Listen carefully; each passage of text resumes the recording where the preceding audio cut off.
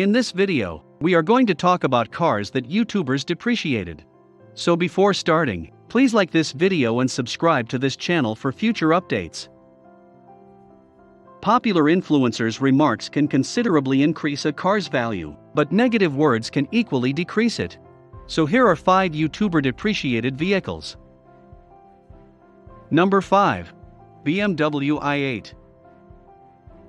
Imagine spending $150,000 on a car that looks this glamorous yet losing not only against a $30,000 Mustang, but also to a far less expensive BMW.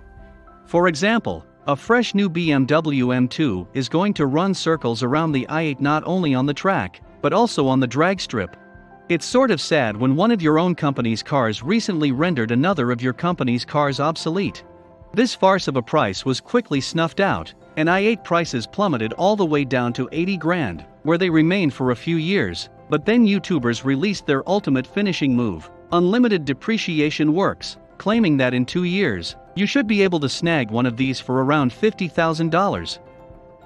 Bringing the IHS price all the way down to below 60 grand, where you can consistently find models selling for around 58 grand, and right, but for 60 grand, it makes sense if you want style.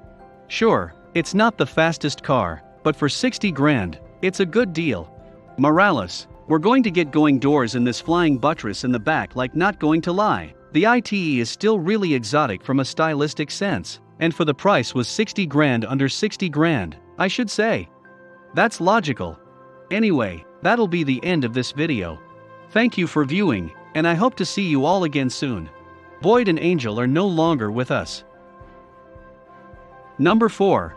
Lamborghini Huracan. This one depreciated for a similar reason as the GTR. It simply became far too popular among YouTubers again. Because they're boomers and understand how YouTube works, this turned off a lot of wannabe billionaires and business owners who normally desire Lamborghinis. They didn't want to be put on the same level as someone they believe to be some home video schmuck. Regardless, the tremendous exposure continued to grow to the point when a large number of influencers, not just on YouTube, but across all platforms and backgrounds, were severely harmed, to the point where the car was no longer unique. I mean, I've seen a lot more Hurricanes than Garridos.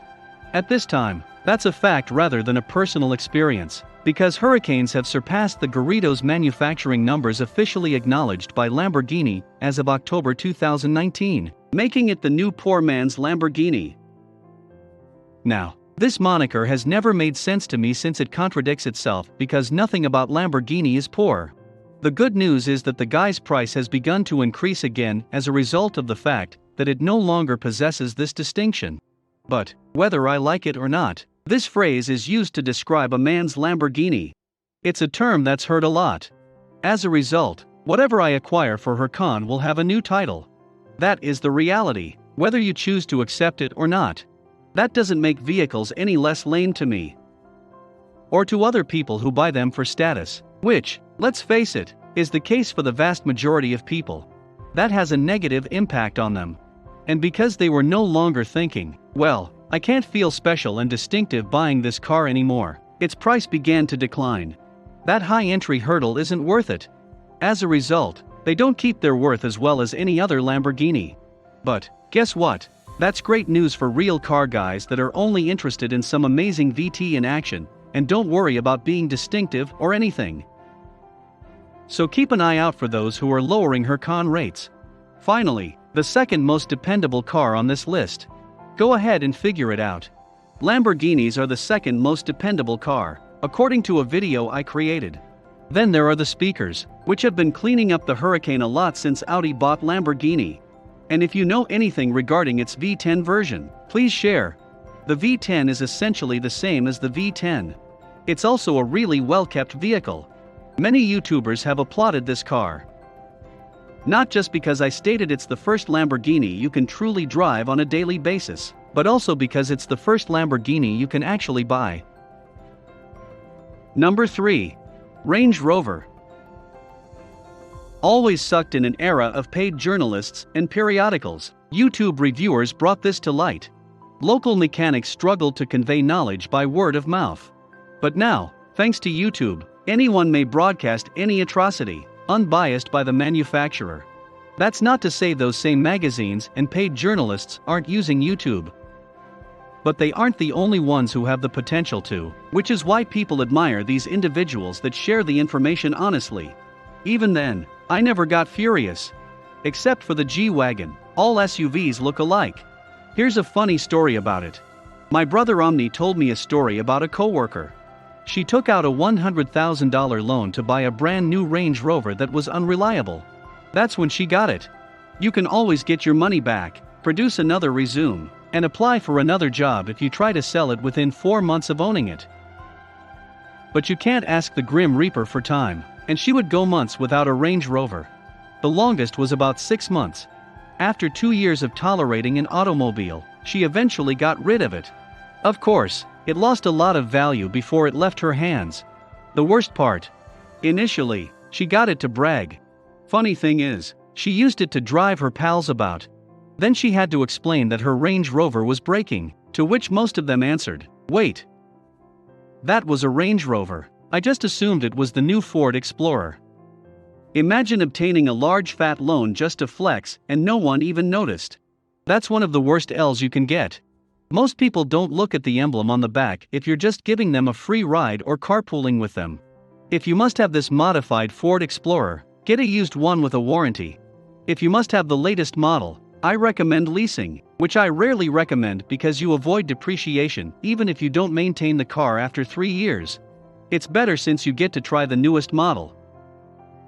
The nicest thing of leased cars is that they go back to the dealer for a warranty. Things are almost contradictory, but they actually fix it on time. Buyers expect better treatment, but dealers dislike it. Number 2. Any Maserati, the Ghibli, the GT, the Vontae, it doesn't matter. Honest consumer reviews smite them. Since Fiat Chrysler started creating Maseratis, they've been ranked dead last in many consumer reports, revealing their actual status. As they fall. Maserati Italian because Ferrari and Lamborghini, despite being Italian, were a touch too expensive for them. So this was their intermediate gap filler. However, before the decade began, Audi and Mercedes began to pay closer attention to China, giving Chinese consumers more competitive, faster, luxurious, updated, and dependable options. Also, any contemporary Mercedes, Audi, and BMW will outperform class and Maserati in terms of build quality, dependability, luxury, performance, and technology. Even the feminine attractiveness started to fade when tons of automotive YouTubers started spreading the information. This is a glorified Fiat Chrysler advertised as a supercar with phony prestige, despite being a big plasticky lack of technology. It's clear it's not a terrific automobile. If anything, the deep-buried buzzer of fan within me says come back sometime. I'm not sure where they'd start, because their new car doesn't excite me. Then go ahead and buy when we utilize Cheers. They're at a much better spot for you to buy them used, and they're new. Please don't buy them fresh, they're worthless. There are so many better automobiles to choose from. Number 1. Nissan GTR 35. It was devalued by YouTubers for a specific purpose.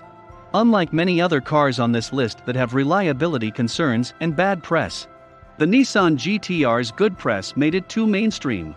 Imagine that. The GTR's tremendous popularity was its demise, and the reason for its value plummeting since people were simply bored of hearing about it. If you don't mind the irritating hipsters and fanboys, the GTR is a fine car, especially for the prices they're asking. All-wheel drive front-engine huge driving computer on wheels for only $45,000. While that may throw off most ardent enthusiasts, I can see how being a driving computer may appeal to non-car people. That's why a lot of non-car YouTubers ended up buying GTRs to easily break 3 seconds 0 to 60 bare and carry a rocket around. This is your automobile. The GTR's only flaw was poor transmissions in early models, but that was addressed in 2012 with the facelift. And let's be honest when we talk about the other cars in this video. Here, the GTR is by far the most trustworthy. So it's the one that, in my opinion, shouldn't be so cheap. And part of me thinks it's because it's a Nissan, but their loss is your gain. What do you think about our video? Let us know in the comment box below. Please like this video and subscribe to this channel for our future updates. Thank you.